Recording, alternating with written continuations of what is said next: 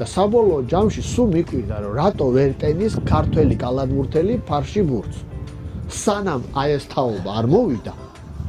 აი ბოლო რა, ეს შენგელია და ვიქტორა და სამი კაცი ტენიდა.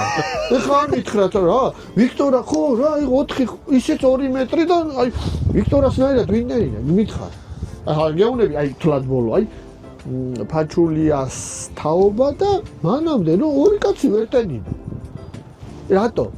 არასწორი ვარჯიშებით ვერ ხდებოდნენ. ანუ აი ნახევარი ტანი იქით, ნახევარი ტანი აქეთ. ფეხბურთელსაც ეგრეჭის. ანუ აი ჩვენი ბავში გინახია ვარჯიშიდან რომ მოდის აი ქუჩაში გინახია შორტებით, მუცებით, ბურთით წამოსული გინახია. ათინა რა დაგრეხილი.